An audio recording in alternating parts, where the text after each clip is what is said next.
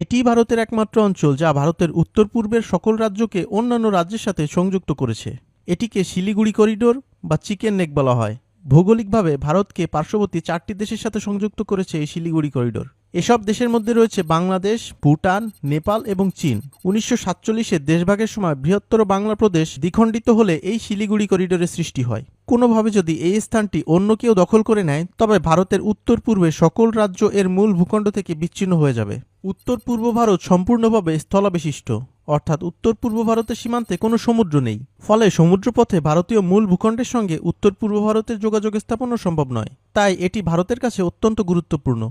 এই করিডোর না থাকলে উত্তর-পূর্ব ভারতের অর্থনৈতিক অবস্থা আরও খারাপ হতো। বর্তমানে শিলিগুড়ি করিডোরের মধ্য দিয়ে অতিক্রমকারী সড়ক ও রেলপথের মাধ্যমে মূল ভারতীয় ভূখণ্ড ও উত্তর-পূর্ব ভারতের মধ্যে সংযোগ রক্ষিত হয় এবং এখান দিয়েই উত্তর-পূর্ব ভারতে সৈন্য, সামরিক সরঞ্জাম ও রসদপত্র প্রেরণ করা হয়।